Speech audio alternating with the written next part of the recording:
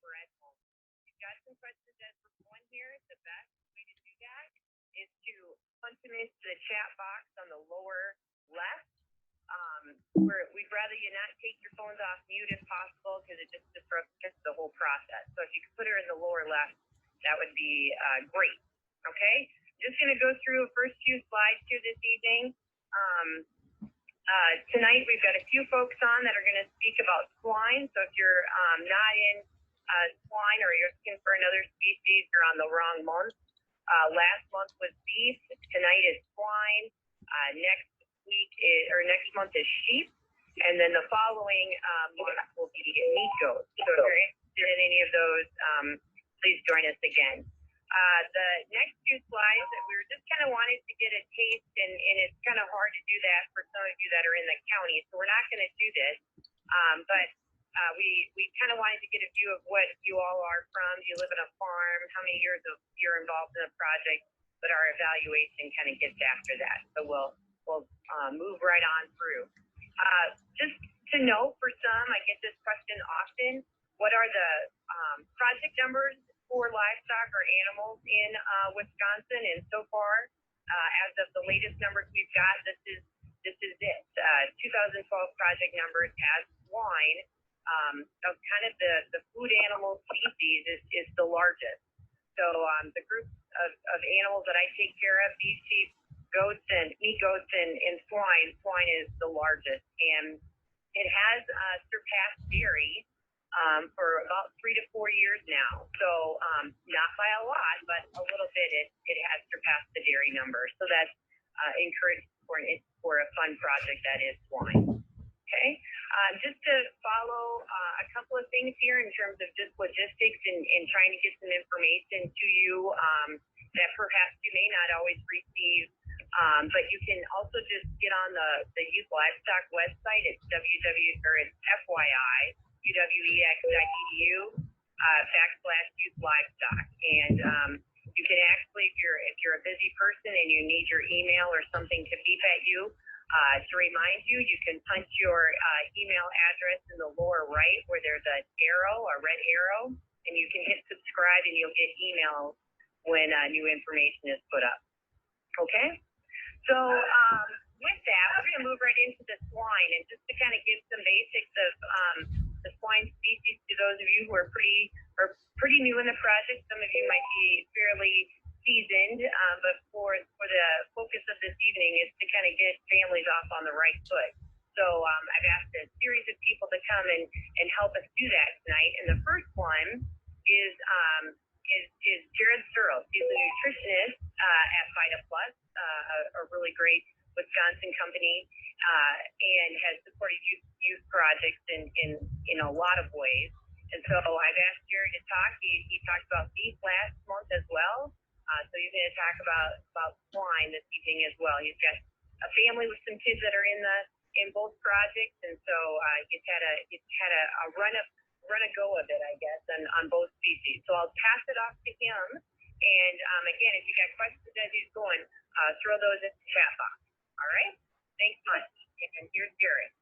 Thank you, Benny. Hopefully I'll have a good evening tonight. Like we said, if you have any questions, feel free to put them in that chat box right away. We'll get them answered as fast as we can for you.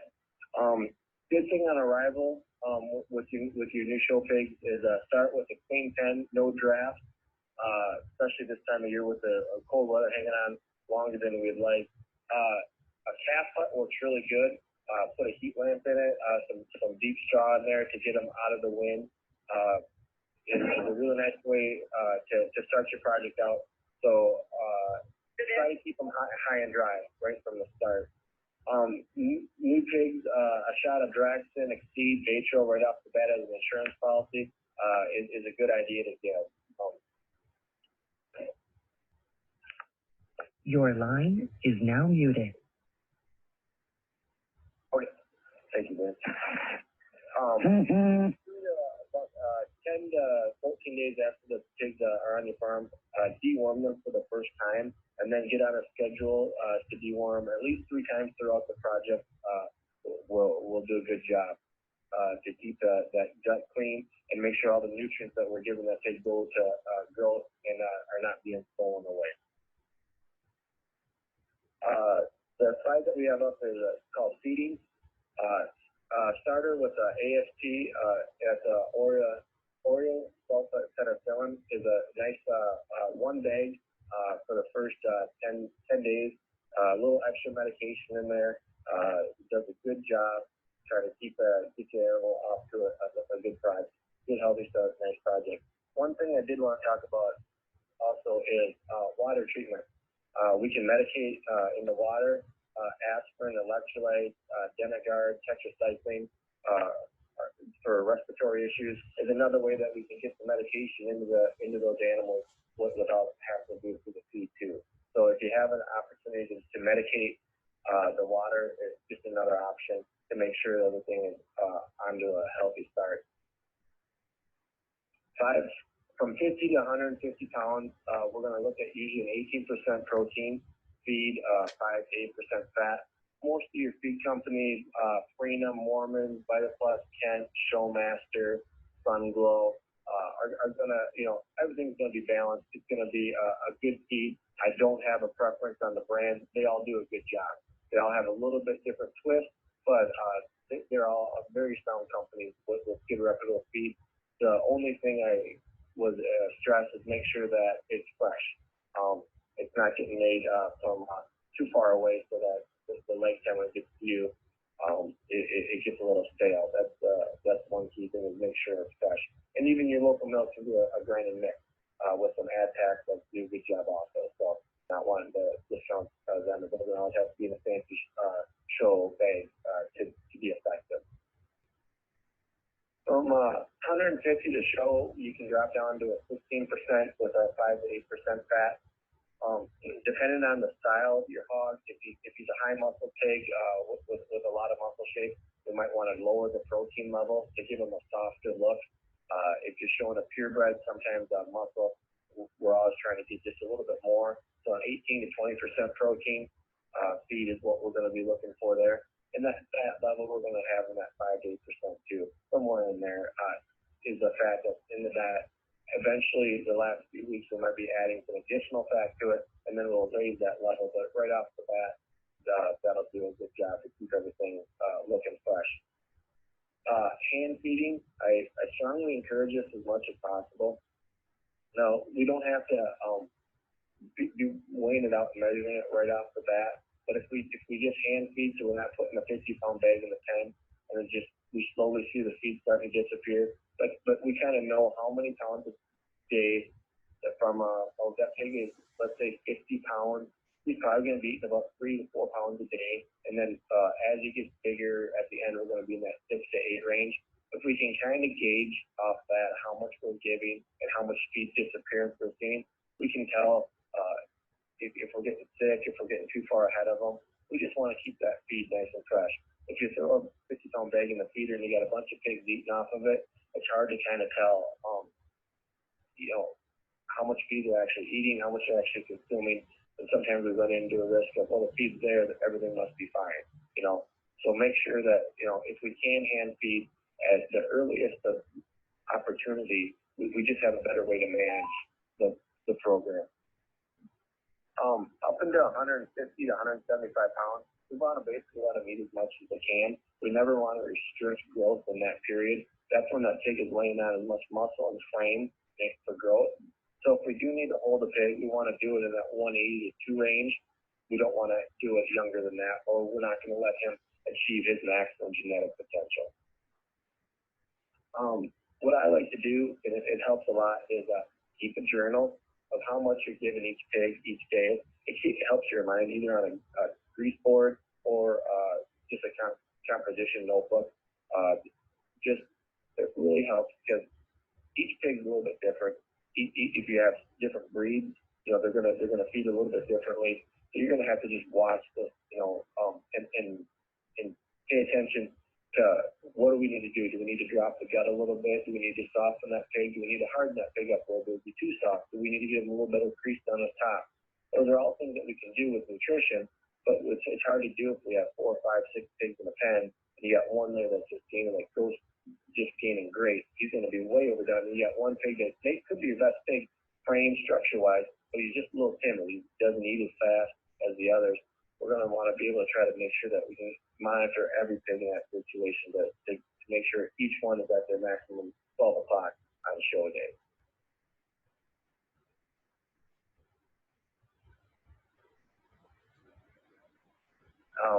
Fat supplementation. With the way that we're looking at pigs, or the way they want pigs these days, they want a really soft, full, deep look to them. They don't want a real hard, muscle-bound type of a pig. They want them to have a really big chest, big barrel going through the middle, and a soft appearance, but with fresh appearance. Fat supplementation has been key to doing this. You can either use a vegetable fat, like a soy oil, corn oil.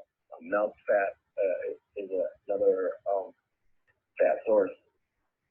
And also animal fat, tallow, different. Milk fat is the easiest one for them to process on the gut and for them to break down and utilize. All the other ones can be utilized, but they come at a risk. Too much fat supplementation will stop intake and slow it down, and that's not what we're trying to do here. What we're trying to do is just enhance the look of the pig, not slow intake. So it gets really tricky in the situation, because if you get a pig that's eating a lot, you can go overboard really quick with this whole fat thing. So be very careful with it. It's a good supplement to use at times. Not all pigs need it, some don't, but don't get carried away with it. It'll do more harm than good. Probiotics is keep that gut healthy. Plenty of feed companies out there that have different additives that you can use. Just remember, and this is the easiest thing, and this is what I like most about feeding pigs, pigs are monogastric, just like us. Yogurt works good to keep a probiotic get into an animal. It's cheap, it's fast, it's easy. You can get it at your grocery store. You don't need to wait for the next route truck to come into your area. So that's kind of one easy thing about this, doing pigs compared to dairy or beef or sheep. Is when you're looking at ruminants, it's a completely different ball of wax on nutrition. Pigs, simple. Think about what you would eat, what would make you fat. Pretty much going to be the same thing on a pig. I remember a few years back, we had a pig that he wouldn't eat hardly anything we gave him. So I started looking around. We started feeding him cake mixes. Every day we bake him a cake, basically. We took the cake mix in, throw a little milk, a couple eggs in the deal, stir it up. He loved it. Gained great on it. It was a pain in the butt, don't get me wrong. But it did work. If you get that pig that's not eating, he's not gaining, he doesn't know, and you're kind of pulling your hair out on what to do, just, think back, give him up and it's cheap. Couple boxes of that, get him going again, works great to enhance pig intake and their overall feed consumption.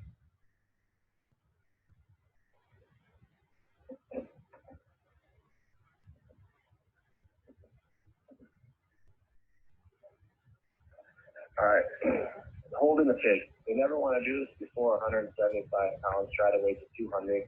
Basically, what we want to do here is we want to increase the fiber part of the diet and reduce caloric intake.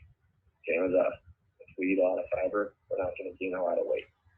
But at the same time, in a pig, we want to have fill. We don't want to shrink that stomach when we do this. So we're going to try to use oats, beef pulp, different energy sources that are high in fiber, low calorie. I have an example there of a holding ration, 1 pound of your regular feed, a pound of steam oil, 6 ounces of fat source, and then all the beef pulp they want, and all the water they want. Don't ever reduce water intake when we're trying to hold pig. It doesn't. It never has the desired result that we're looking for. This is an easy holding ration you can do. There's plenty of different holding rations out there that companies make, and they're all fine too. Sometimes availability can be an issue in some instances. I wanted to give you guys an example of something that you guys could do on your farm to try to make sure you always have an option. The holding of these pigs is very critical. We don't want to do it at the end. At the end of the last 3 weeks, we want to be able to feed that pig into the show. So if we need to hold a pig, we need to do it early. Know when your show is, fat calculate how much your pig is weighing, how much your pig is gaining, and kind of figure, okay, we need to slow them down. So we're going to feed them those last 3 weeks. We need to stop counting from there, go back 3 weeks, and then we got to figure out how long do we need to hold them for so that we can get them into that 250 to 285 range. Somewhere in there is usually when your pig is going to look its best. So make sure that we're holding early in the program and that we're not holding late. Because if we're holding late, you're trying to use a product like saline to get a little muscle crispness or anything like that. You really can't do both. You can't hold and get muscle shape at the same time. It's very difficult.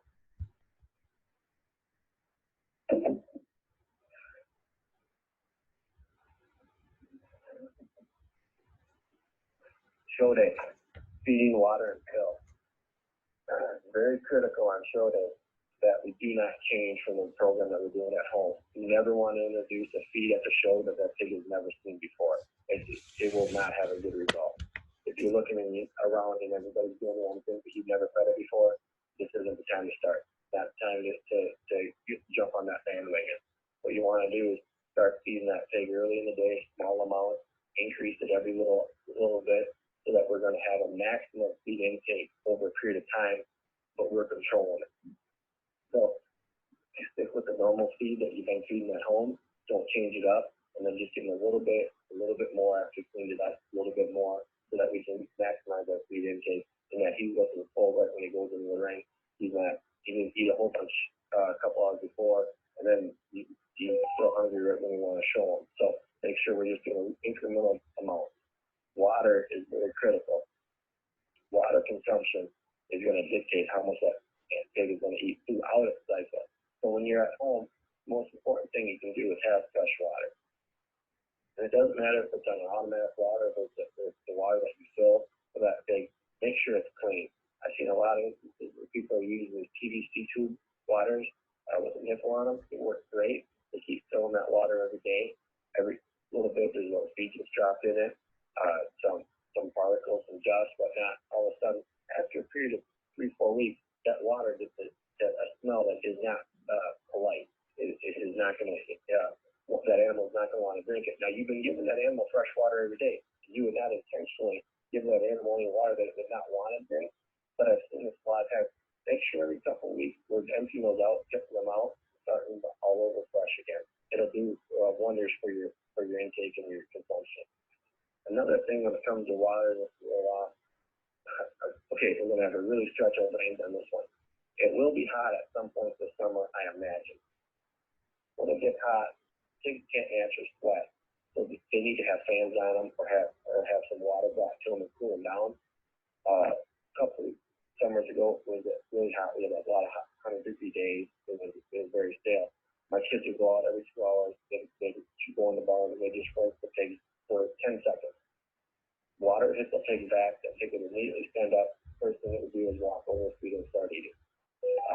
That will really do wonders for you throughout the summer when you're under those hot periods. Every so often, just go in your barn, rinse your pig down, not so he's wet, just so you got a nice mist across him so you can get some cooling evaporation going. And immediately that pig will stand up, and the first thing they always do is they go to feed. They start eating again. So to make sure that we're not behind and the pigs aren't consuming enough feed throughout the period, it's a wonderful way to keep them on track. So for the show, is basically we want that pig to be looking as massive as we can that day. So we want to get as much feed into him or as much water into him as we can, so he has that appearance. Do not deviate from what you did at home. Don't bring in anything different. Just do what pig's been used to, and you'll be fine. The water situation gets kind of tricky at shows. If you never watered your pig out of a bucket before, and at the show you take a bucket to water him, and you only have a feeder for the feed, don't expect that pig to drink. If you've never fed him out of a bucket before, he's not going to be used to it. A couple weeks before you go to the show, start introducing different ways that you can water him. Water him out of a bucket. Water him if you have a wash rack at home. Put a bucket in there when you bring him back in from walking him. You can get used to drinking out of a bucket of water. Different ways that you can try to introduce that, but you want to keep everything the same that you did at home. You don't want to change anything that lasts little bit. So if you out of a water bucket, feed them out of a water bucket. If you just only feed them out of a nipple water, it's sometimes hard to get a nipple water at a show without making a mess. Some shows don't allow water all the time. So it gets kind of tricky. So every show is a little bit different, but just make sure that you're keeping everything relatively the same so you're not throwing a curveball. That's the most crucial thing.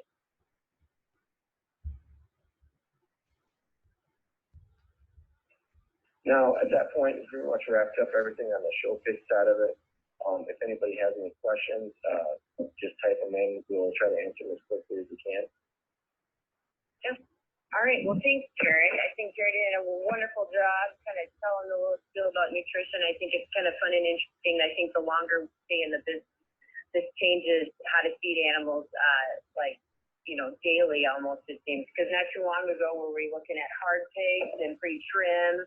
Yep. Pretty tubular pigs, and now we're kind of looking at the opposite, right? We want them soft, we want them deep-bodied, and Alicia, our next speaker, will talk about selection, but what goes with that is obviously the nutrition and the diet that goes with making, kind of a different look than what we've had probably in the last 6 to 7 years, probably. Yeah, nothing changes faster than swine genetics because the multiple pairings they can have in a year, they can change so much quicker than sheep in the beef industry can.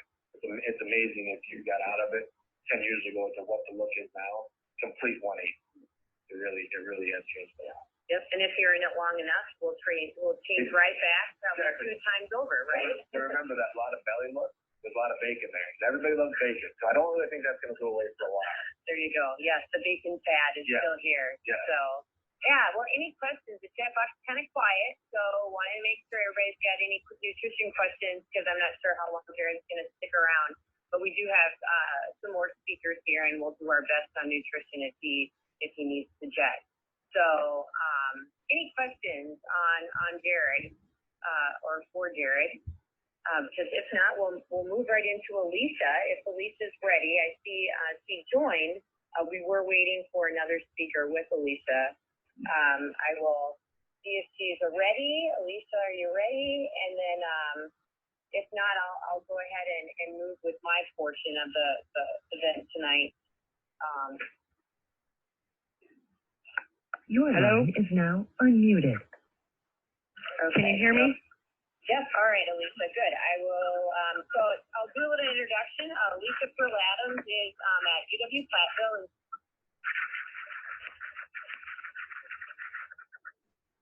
Hello? Yeah, here, yeah, just a second. I'm giving a little intro. I think that's you saying that. I've got my phone on speakerphone, so. Just let me finish the little intro and then I'll let you go, okay? All right. So Alicia is in charge of the farm manager. She's the farm manager there, or assistant farm manager, and she's mostly in charge of the swine unit at Platteville. I've also asked Nate McConnell to also join her in talking about selection and then kind of the fitting and showing aspect of the project. And so I will pass this on to her. Everyone, again, I'm going to have the lines open because Alicia is not here in the room. So that means you all have to be extra quiet and or have your phones muted. Again, mute button or the star 6. Please, everyone, and that'll help with the recording and for everyone to hear. Okay? So, Alicia, I'll let you go, and then tell me when you need the slide moved, and I will do so. All right. Thank you, Bernie.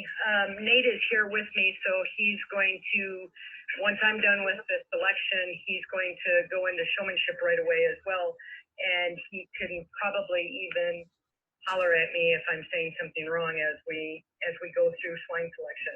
But as Bernie said, I've been working down at UW Platteville now for 23 years. We've been transitioning our herd into trying to sell some project pigs and working on doing some different selection opportunities at UW Platteville. So if you want to go ahead and move the slide, that would be great. So the 3 main areas that we're looking at is structural correctness, soundness, and muscle expression. And it's going to be somewhat difficult at this point when you're going out and selecting a 40-pound to 70-pound pig that you're going to be able to get everything line and be able to tell what they're going to be at when they're at a green stage, and then trying to get them to 270 and making sure that they meet their genetic potential. But Jared pretty much, if you follow his advice and you do the right things at home nutritionally, and you look for structural correctness and some muscle expression, all of those tools should come together and present you with a good project pig. So if we can flip now to the next slide. When we're looking at structural correctness, we want to make sure that we've got correct angles. And there's a slide further on that looks at some of the angles in the shoulders, especially in the knees, looking at the pasterns and also in the hip area, because you don't want your angles to go in opposite directions or have too much angularity that you're going to lead to some soundness issues. So you want the animal to have an appearance that is a pleasant appearance for you to look at. And basically, for those of you that are new in the swine project, a lot of what you have to do is maybe go out and look at and watch some shows and see what you're looking for. Hopefully you've done that last year. You can also look online to look at some different shows that perhaps are going on and kind of look and see what pigs look like and what some of the less desirable traits are, and also some of the more desirable traits. But some of the other things that we're looking at in structural correctness is that angularity, because that's going to allow for proper movement and also flexibility. You want the animal to be able to move. You want to have some flexibility in their movement so that they are fluid and flexible in their movement, because if they cannot move or they have angle issues or incorrectness at some point, as they get bigger and as they get older and as they put on more weight, that movement is going to decrease quite a bit.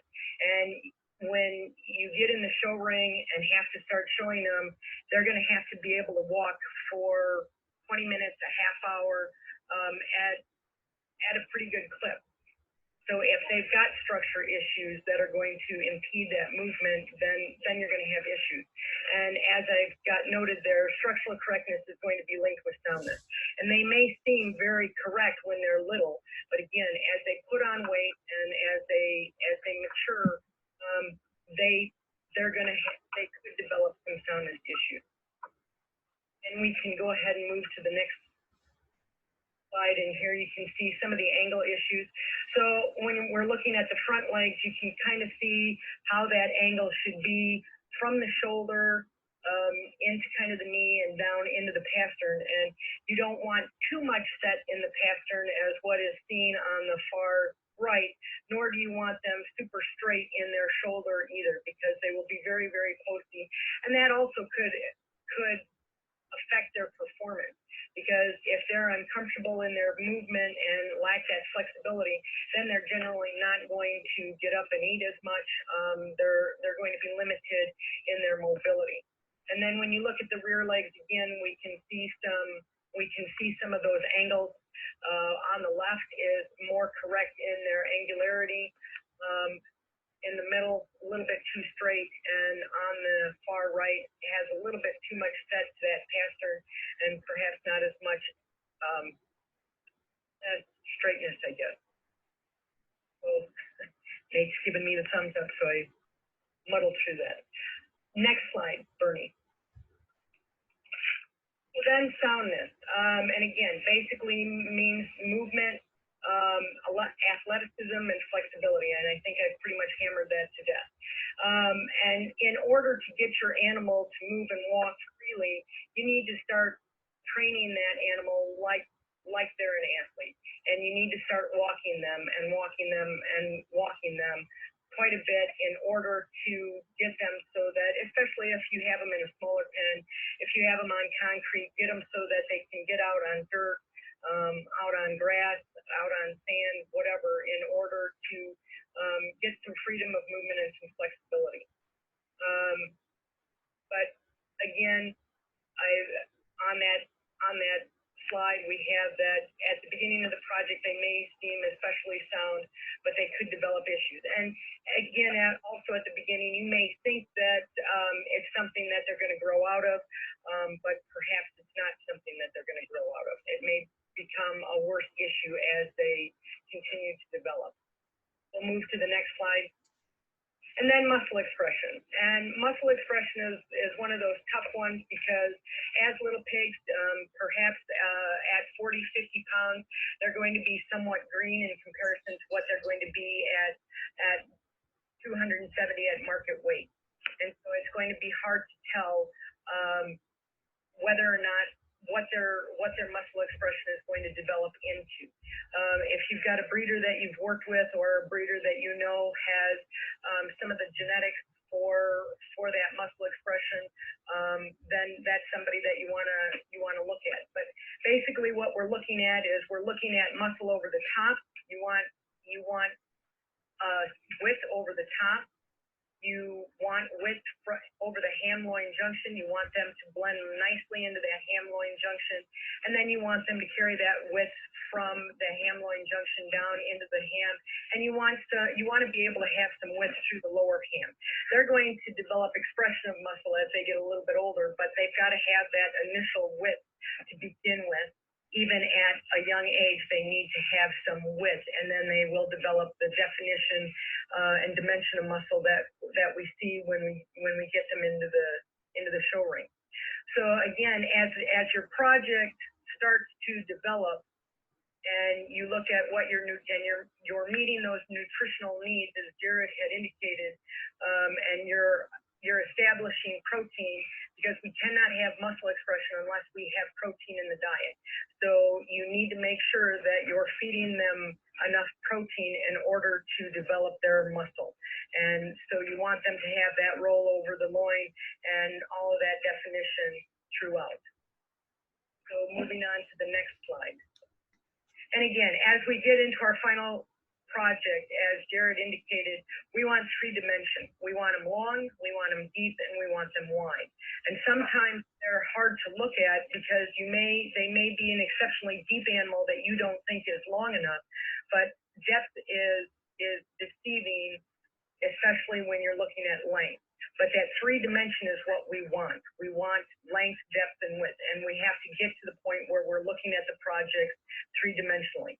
And again, a combination package that may not excel in all areas, but again, put together that best combination, whether it is the best combination of muscle soundness and structural correctness. Maybe they're not by far the thickest or most expressively muscled animal, but if they've got significant amount of width, and are extremely sound and structurally correct, that's a combination package.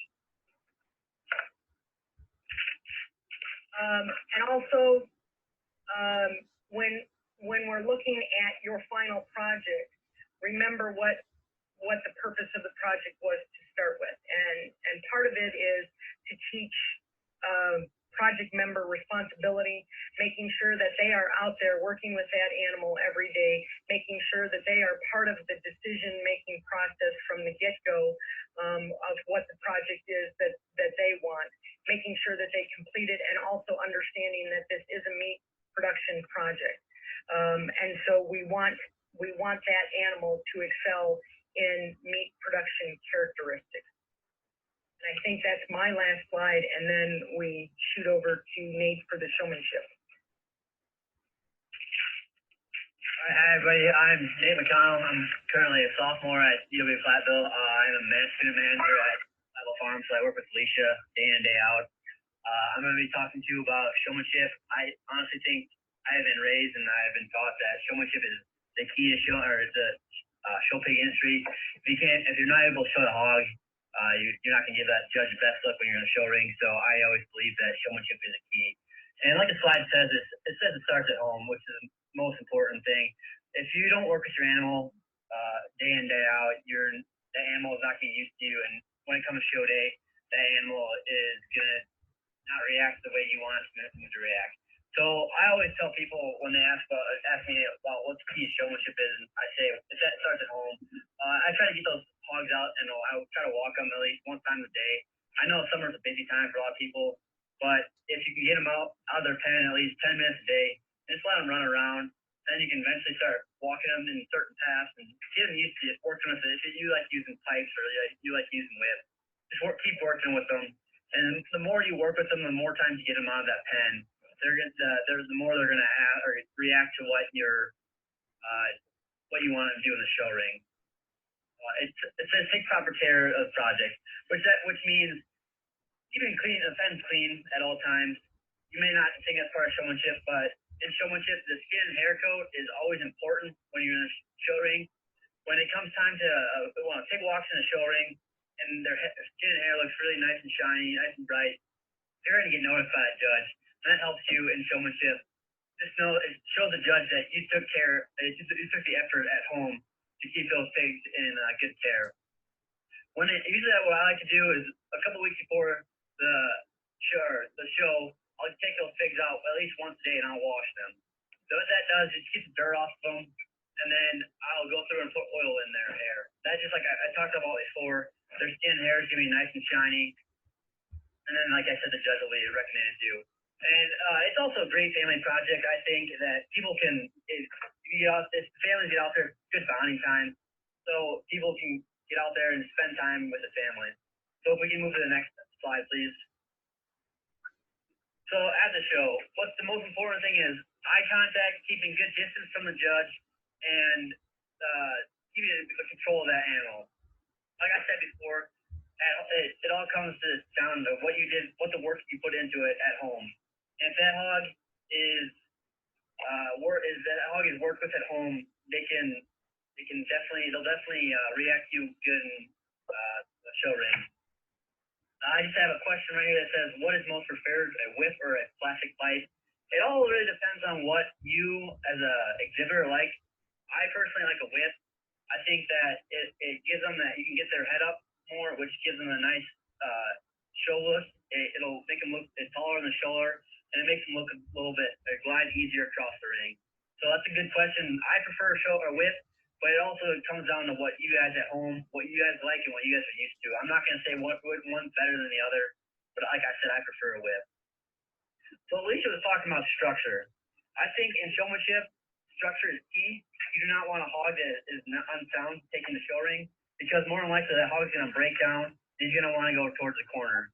So I would always take a sounder hog into the show ring because I always feel that those sound hogs are not going to break down. You can drive them for longer periods of time. Because more than likely, showmanship's not going to last 5-10 minutes. It's going to last 30 to 40 minutes if you get down to the top 10. So I always like to have those sound hogs that I know and I trust that they can keep going, and I keep pushing them through the ring. There's another question from Scott. It said, what kind of oil do you put on pigs after wash? There's champion choice oil, or there's pink oil, or there's different oils you can use. I personally like in the summer, I like champion choice, but you have to watch on that because, like Eric said, pigs don't sweat, and that champion choice will cover up their sweat glands, and their glands will make them tend to be hotter. So I only use that oil at night.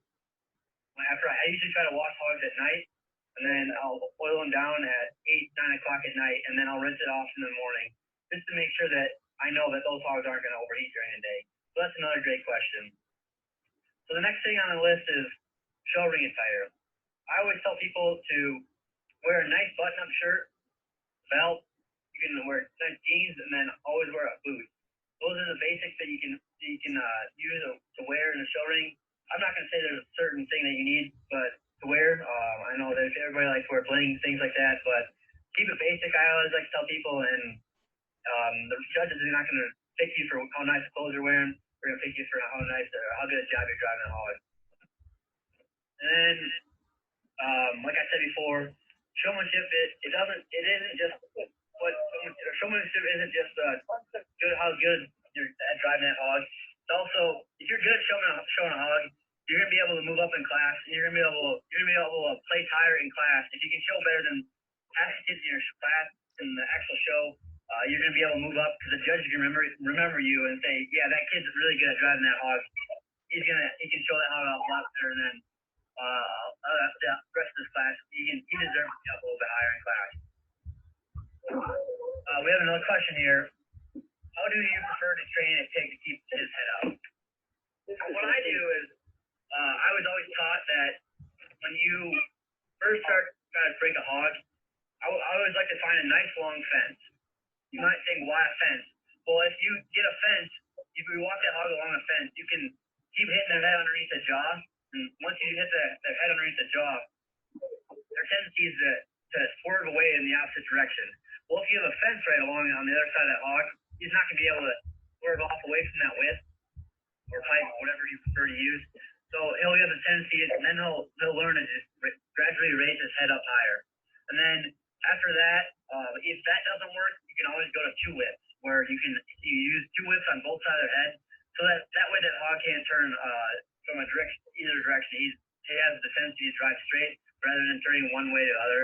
So if there's multiple ways to break a hog into getting his head jacked up, I always prefer driving that hog against a fence, and over time and over practice, he's gonna be he'll react to that whip, and he'll raise that head up. There's another topic I would like to talk about, and when I talk about walking hogs outside, when I start breaking hogs, I always like to take them out for 10 minutes at a time, just let them run around, do their thing, whatever they want.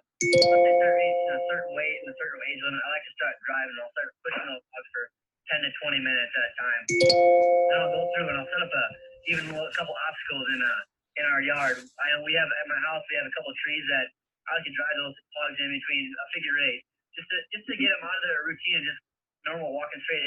Just get them used to making different paths and get them used to you turn them one way or another. Then there's that. Once you do that, I think if you keep doing that over time, those hogs they're gonna react to you the way you're gonna appreciate at the show. And that's I've always got asked, how do you get your hogs trained so well? Like I said, it's the time you put in at home. The biggest thing is you got to put in time in order to get a good result out of this project. So I have another question. It says, what age do you start training your hogs? I am big at, I do a lot of jackpotting, so I'll get those hogs out there at 100 pounds. Whatever you like, whatever weight you feel you're comfortable at taking those hogs out. But the more you get those hogs out of those pens and work with them, the better off they're going to be, and the better they're going to react to your whip, or better react to what you want them to do. So I tell people, the sooner the better. In any case, is ideal. This is almost like a sport. The more you practice with this hog, the more you work with them, the better results you're going to get. The last thing I like to tell people is get your dad or get your parents out there. Tell them to act like they're good, and then start driving those hogs in between those by your parents, and just act like he's the actual showmanship judge. If they're the showmanship judge, and that just gets you used to the feel of being in a ring. You can even set up a ring. I help people from little kids, and I set up 4 cones. I said if you go outside of those cones, you guys are you'll be penned in the ring, or you'll be out. So what I did is I told those, and so we went through, and I just made like a actual showmanship clinic, and I just told them just keep driving in circles, and then I would set up obstacles, maybe like figure eight, or set a chair out there, or just something so the hogs aren't used to driving the same thing. Hogs are a creature, a habit, so they're gonna, if you keep doing the same routine over and over again, they're gonna get tired and they'll get used to that. So you gotta do the right things, or change their things up. So we have another question here. How do you train hogs for longer drives and show ring? That's an excellent question. And what I tell people is the more you work with those hogs, the more condition they'll be able to drive. So maybe the first month you drive for 10 minutes out of their pen, and then you kind of gradually work up to 20, 25 minutes out of their pen, 30, 35 minutes, and it just you keep pushing them to the limits. I mean, you might have to. I always like to do is I'll take my hogs out until they break. Which I mean by that is until they can't walk anymore, until they're stiff, to the point where they have trouble getting back to their pen. I mean, that's not the best thing to do, but if you tell them to if you make them get to that limit of braking, they'll get used to driving for long periods of time, and it'll pay off in the show ring to where they're used to driving those long periods of time, and 30-minute drive isn't nothing for them. And another thing that I like to tell people is it's a hassle, but I like to take those hogs out individually. It's a time commitment, yes, I know, but if you get those hogs out individually and you start working with them individually, each hog's different, so they're going to react different. So it's easy for you to know what hog reacts what way, and it knows how it lets the hogs know what you're trying to get at or trying to accomplish. So it's all right to walk those hogs out together in the first month or two, but maybe like 3 weeks, 4 weeks before the show, get those hogs out individually and start pushing them to what their limits are. So another question here is, what is the proper distance? To me, it doesn't really matter. I guess, like I said, I think distance isn't as much important as how long you work with those hogs in a period of time. So I like to set a time limit for 30 minutes, and that's why I'll try to get to. And if the hog can't go for that long, then you bring them back to their pen. But make sure on these hot days, I like walking these hogs at night because they have a tendency to overheat. So, like I said, it always comes to what work you put in at home, and you can't expect to go out there and think you're going to win showmanship, and that's the first time you saw the hog. I mean, you need to work with them. There's one more question about what's a good distance between the judge and the pig in the show ring. I was always told by everybody that a good distance is 8 to 10. You don't want to be right on those judges' feet. If you're right on them, they're going to get annoyed and they're going to overlook you. You don't want to be too far away where they're going to forget about you. You got to find a happy medium spot, and it's almost an art where you got to react to what the judge is doing. You got to what his next move is going to be. So you're always in that judge's eye, but you don't want to be on top of it too. So you got to find a happy medium, and like I said, this is all. I mean, it all takes practice to learn all these skills. I've been showing for 10 years, and I don't think I'm an expert yet. I don't think I'll ever be an expert, but practice makes perfect. So the more you practice, the better your ops are going to be, and the better you're going to be at showmanship, and then that's going to help you in the show ring as well. So my last point here is, like I said before, it's a family project. So don't be afraid to go ask your parents, hey, Mom, Dad, what are you doing tonight? You want to come help me walk pigs?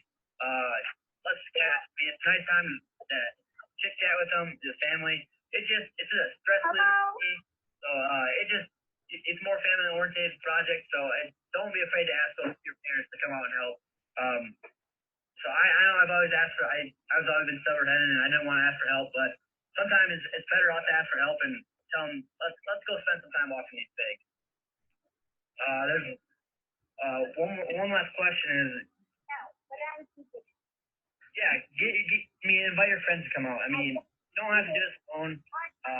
That's the biggest thing about the coolest thing about the show pig industry, I think, is the amount of people you meet through these shows. So, I mean, the more people you get ask and get involved with, you're gonna be better off. So, I'd just like to thank you guys for allowing me to talk to. I have one more question here. You said you like night walks. What are your thoughts on morning walks for pigs? I work a job, so I have to get chores done earlier, so I can get to that job. But if you're a morning person and you like walking those dogs in the morning, just try to get them out before it gets pretty hot in the morning, or it gets hot by 8 o'clock. So I mean, the best time honestly to walk those hogs is between 5:30 and 6:30 when it's still cool out. There's still damp in the air. Those hogs won't overheat. So it doesn't matter when you walk those hogs. Just try not to walk them at 12 o'clock in the day when it's the dead heat of the afternoon. That's not the ideal time. The ideal times are morning and night. It doesn't really matter. I prefer to I like walking them at night, but like I said, you can do it either way. It just doesn't work out for me usually. So, but whatever works for your schedule, just try not to work them in walk those hogs in the dead of the afternoon. So if there's no other questions, they'll be turned over purchasing. So I'd like to thank you guys and have a nice night. All right. Well, thanks, Nate and Alicia. I appreciate your time this evening and the great knowledge you're passing on to everyone else here this evening. Again, just a quick reminder. I know some people have kind of gotten on the phone later.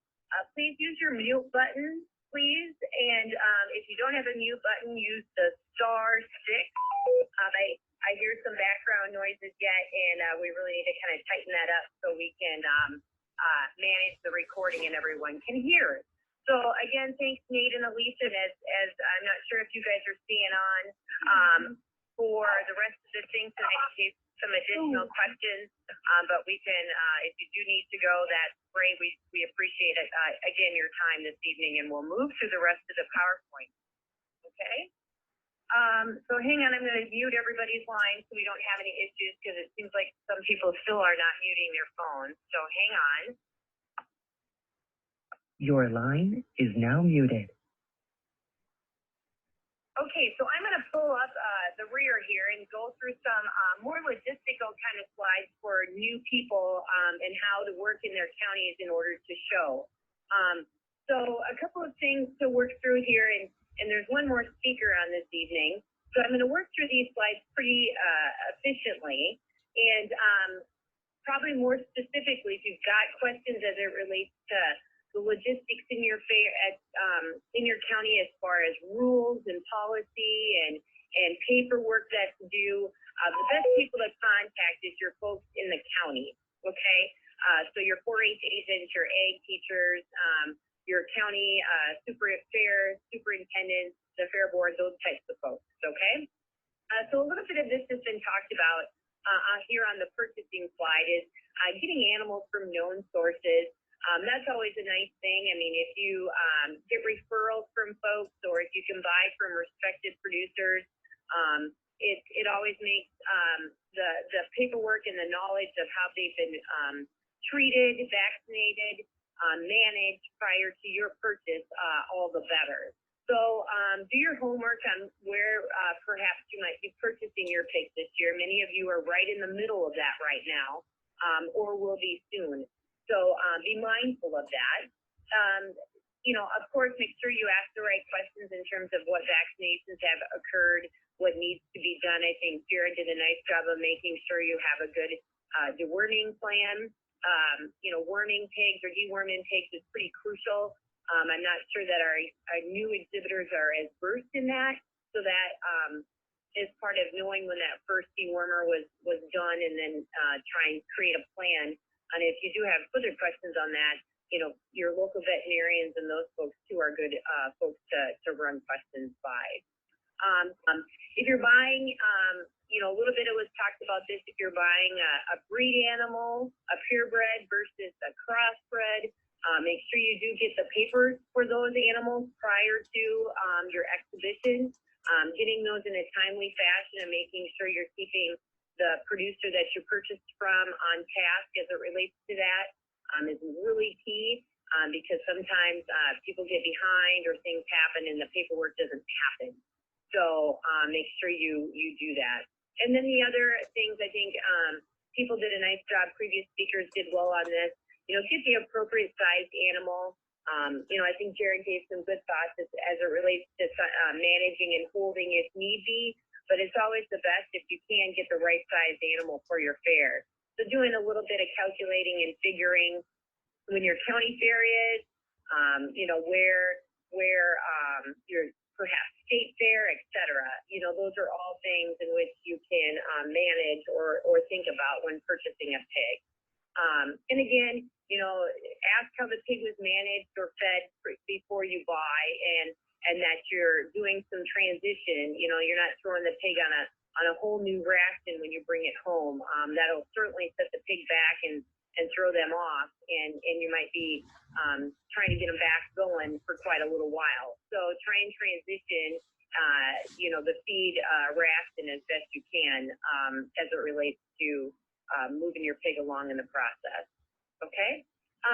So we have this pesky virus this year that we're dealing with, and so the next couple of slides are just some thoughts of how to manage that. Many of you and you've probably gotten information, and counties haven't had self-identifications this year because of PED, and that's a new virus that's out there and is causing a little bit of havoc in the pork industry these days. And so it's a virus that can, if with good biosecurity practices, things can be managed pretty well. And so here are some thoughts, and I'm not going to go through it in too specific because much of this information hopefully has been passed on in your county.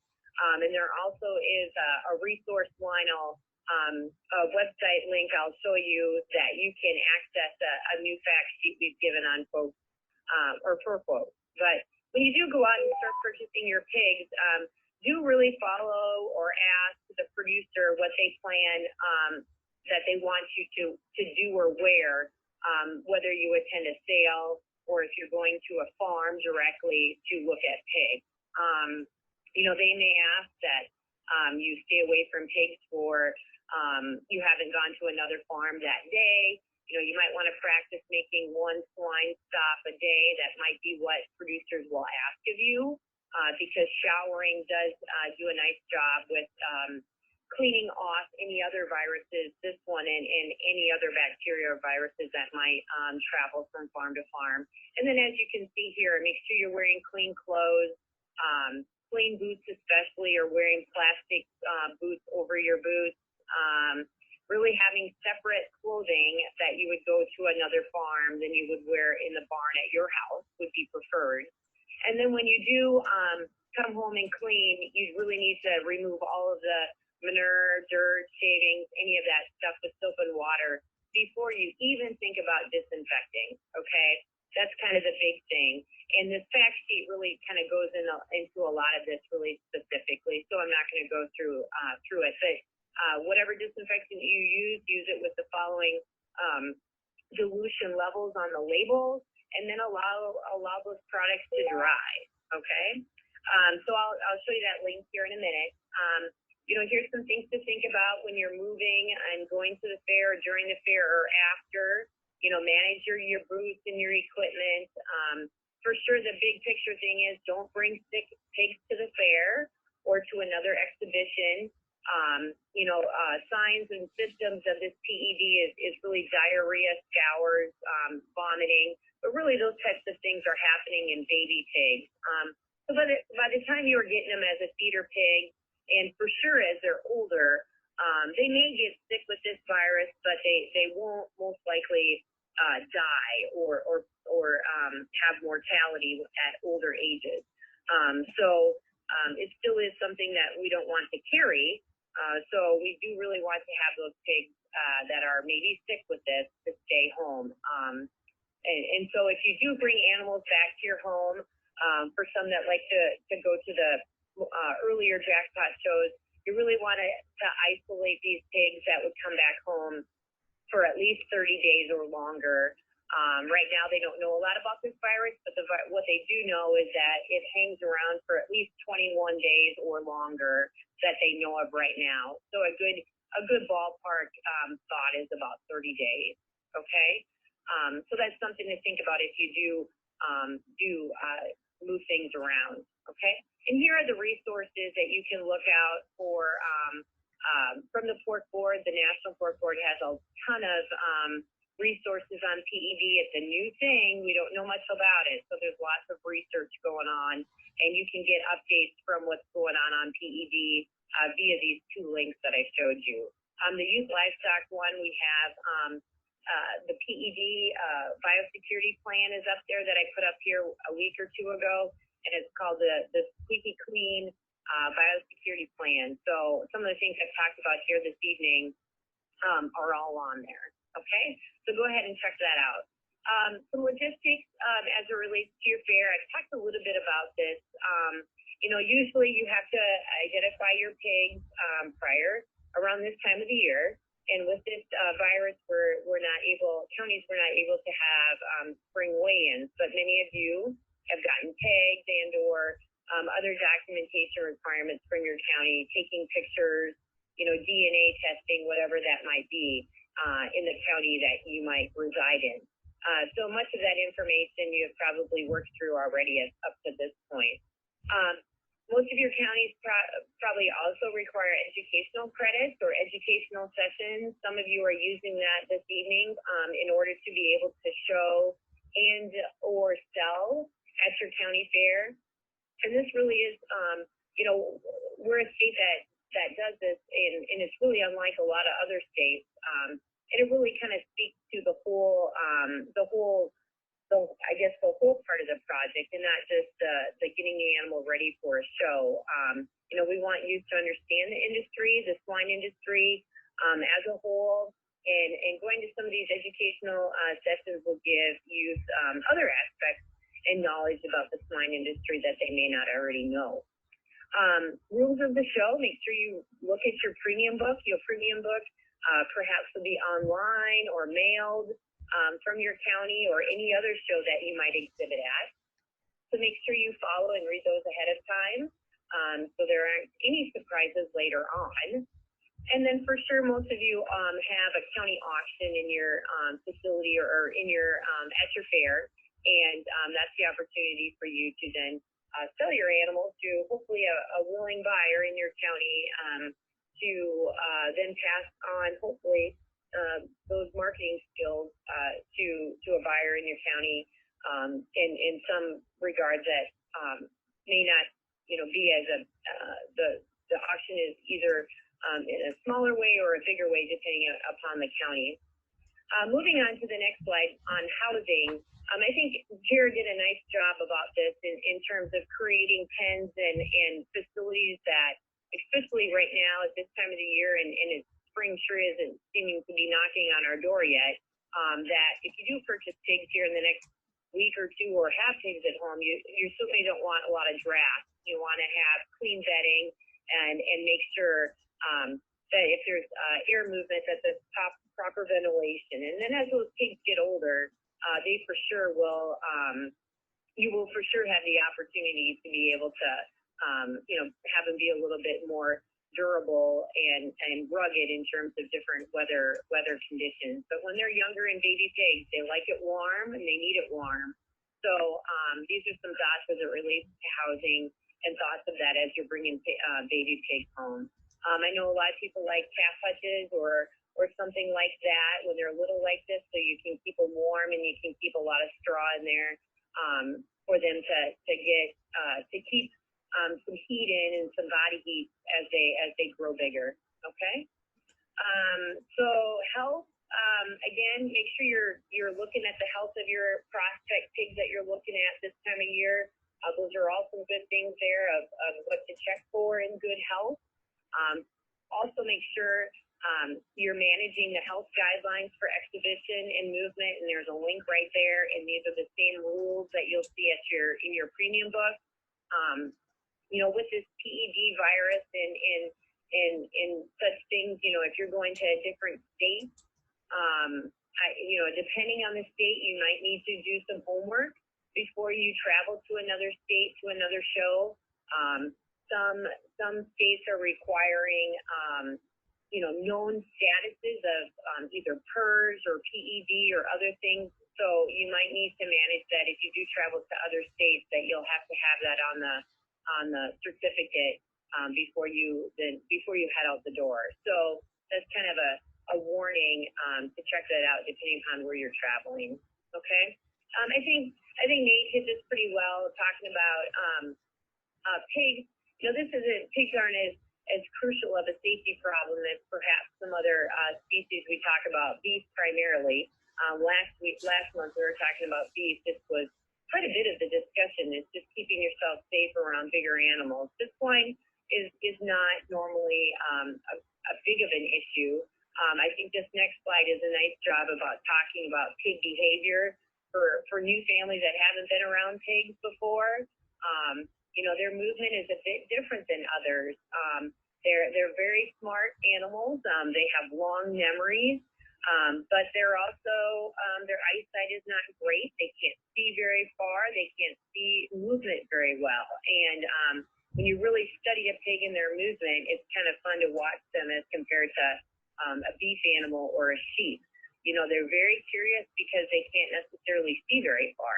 And so keeping some of those ideas in mind on this slide and take some of Nate's comments as it relates to training pigs, you should have a good idea about thinking about behavior and getting that pig to go where you might want them to go as you're working with them here this spring and summer. Heat stress chart, this is a chart that probably we wish we were worrying about right now, but we're not, and hopefully we'll get some heat sometime, and this is a good thing to think about in fairs, and superintendents and fair boards are really managing this during the summer when it gets super hot out.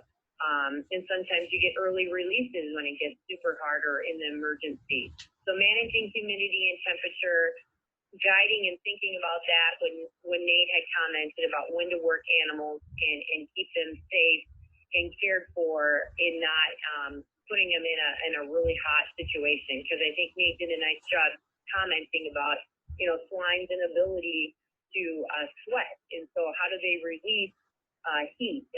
They're the animal that has the toughest time in doing that. So getting them overheated certainly can be a challenge for you. So managing that is important. Okay. I think Jared did a nice job talking about records and managing a journal as it relates to managing feed. But I think, this is important in our project period, right? Setting goals, setting objectives for your project this year, whatever that might be. Maybe last year you didn't get a pig to weigh in well at your fair. So your goal this year is to get a pig that makes weight. Whatever that goal might be for you, to make sure that you manage that. And then, evaluate at the end of the year. What was gained? What was learned? What's my plan for next year? How do I want to become more involved? Okay.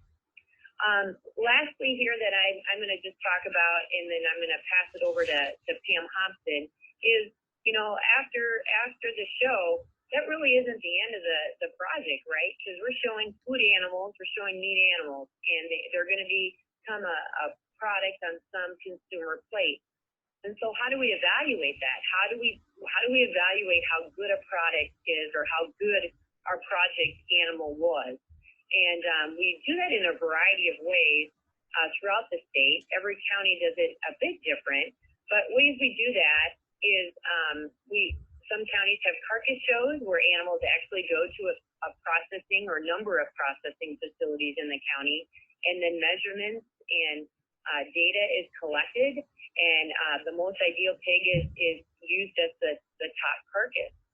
We also do it via ultrasound, where technicians come to your fair and collect data via a probe or that runs it into a computer system that can evaluate how big a ribeye or how fat a pig is, without having to harvest the animal in which to do that. So there's lots of ways that we do that, and it's the nice ending completion piece of the project.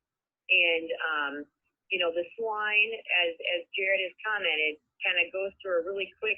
We've got a lot of litters of pigs coming out. We can change the look of pork pretty quickly. And it wasn't too long ago that I was measuring, or having issues with poor quality in pork carcasses. This PSC on the bottom of the slide here, which are pretty bad. They're docked pretty highly, and since we've kind of gone to a fatter, softer pig with still a lot of muscle, we haven't had as many problems with quality, which is great from my perspective. And so we evaluate fat, muscle, which is really what a live judge evaluates, right? But a couple of things that we can find on a carcass that we can't in the live show is the quality. What's the color like? What's the marbling like? What's the firmness like? And all of those things a live judge can't see, but boy, you can see it when you go to the consumer case and you're buying pork chops. And that's a pretty big decision in consumers' minds of what they're going to buy. Okay, so carcass evaluation brings up, how well the project did and how the carcass looks is really a good ending part of the project. Here, a good stepping stone into Pam Hobson. Animals are the vehicle to develop life skills. We want kids to be able to be responsible for their animal, make good decisions, on their feed, their opportunities to go to different shows, making the decisions on buying a different type pig for next year, all the different things that come into having a project.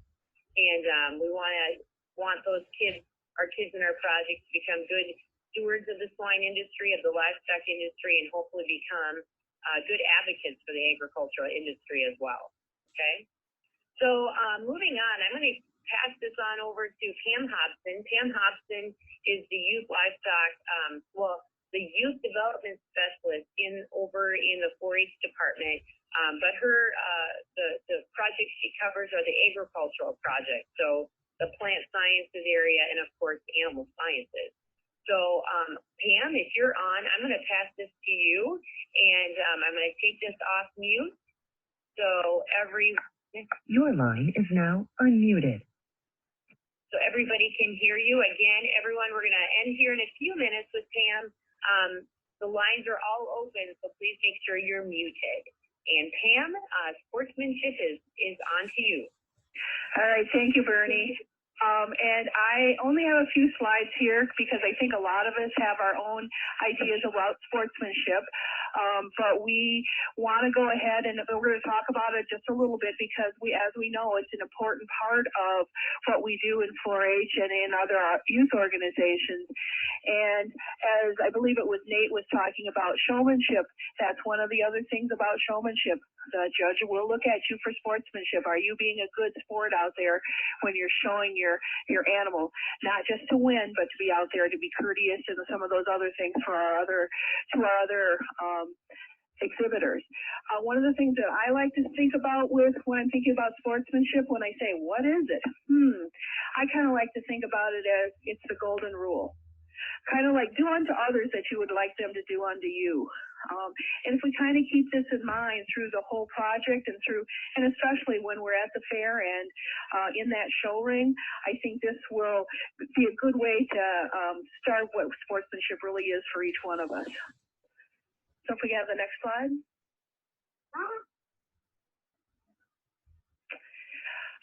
Some of the things that how you want to be conducting yourselves and what it makes to be a good sportsmanship or good individual involves. It's fairness and honest competition. And I'm not going to go into these in depth at the moment because there's a couple other slides that we'll talk about this a little more. Some courteous relationships. I think a lot of these are pretty self-explanatory as well. And grateful acceptance of the results is one of those things, whether you win or lose, the way you accept those results makes a better person for you. Makes a good sport, some of that contact or conduct, high personal standards of behavior as you represent your family or your club or your community, maybe at the county fair. But if you also show at the state fair, you're not only representing all of those groups, but you're also representing your county. And if some of you may go to national shows, you're representing the state of Wisconsin. So we want to put out there that our exhibitors from Wisconsin have some of the highest levels of contact that there is. Fairness. Learn and understand the rules. Lots of times the rules change from one year to the next. Make sure you review them. And usually in a show, if they have a new rule, they'll kind of star it or something like that, or make it bold so that you can see that new rule. But if they don't, make sure you just review those before the show so you understand that. Also during the show and in the show ring and stuff, be objective and honest. Honesty is always a good policy. I think that's an old cliche that we hear a lot about. And make sure when you're looking at that, be honest with yourself as well as others that, I probably could have done a little more work with my pig or something, and I might have been better or done better in that showmanship ring. Honesty. Demonstrate integrity. do your own work. And I think we have to think about who's doing their own work, because we honestly know that if you're a brand new project member and you're 9 years old, you're probably going to have a little help from your parents or another adult to do that project. But as the years go on, I think as Nate was talking, he might have asked his parents to help him, but he was the one that was making those decisions, and he was selecting his animal. He was the one that was going out and walking his pigs. And then if he needed some help, he was asking his parents. And he talked about how that's a great time to be able to visit with the other people in your family and have some of those conversations that you might not otherwise have time for. So just be thinking about it and do your own work as much as possible, but don't be afraid, because it is a family thing, and 4-H is a family affair as well. What makes a good sport? Competition. Understand that all contestants are after the same rewards, and there is going to be winners and losers. And I think we all know that in most of our animal shows, there's only one champion barrel. There's only one champion gilt. We can't all have that. And I think a lot of you that maybe are on the show pig circuit kind of understand this. It's what the judges, one person's opinion on one day when that animal's being showed. And our pigs are no different than we are. Some days we show better, or some days we're in the mood, and some days we're not. And so that could make a difference, especially in a showmanship contest, as to who's going to win that day and who's going to maybe not do as well that day. Courtesy. Be nice towards the other participants, because that's always great. And the spectators, they're there watching you. It might be your grandparents or some of the rest of your family members. You want to make sure that you're courteous to them. Another great one that you want to be courteous to is the judge, because that's definitely going to be one of those things that'll help you in the show ring, especially in the showmanship contest. And some of those officials and leaders and parents and some of those other volunteers, be especially nice to them, because they're volunteering their time and they're helping you out. So just make sure that you're recognizing that as well. If you want to ask a question, that's really great, because I think most judges would like to, it's part of the educational process and are willing to answer questions, but just make sure that you're do it politely. And if you're upset about something, maybe go back and cool off a little bit and then come and ask the judge. And then the graceful acceptance of the results. You know, just accept those results with a positive attitude. Congratulate somebody that does better than you, and be happy but gracious when you win. And above all, make sure that you're thanking the people that are out there volunteering or that have helped you to maybe it's a day that you're on that winning side of the show. Next slide.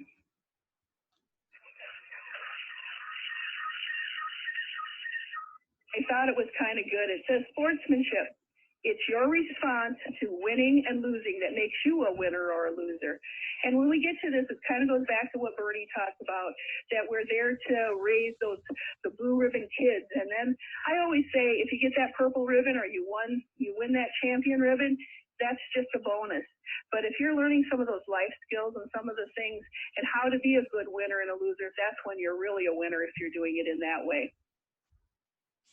All right, next slide. And sportsmanship, practice it today and every day. And it doesn't just have to be when you're in the showmanship class. It doesn't have to be when you're even at the fair or when you're exhibiting your project. Do it every day, because that's how practice makes perfect. And it goes back to the same thing that we talked about at the beginning of this section. It comes down to the golden rule. So if you practice that every day, not only with your project, but throughout life, you'll be a good sportsman, and people will really like you and will respond to you as a person. So just those are some of the things about when we're talking about sportsmanship.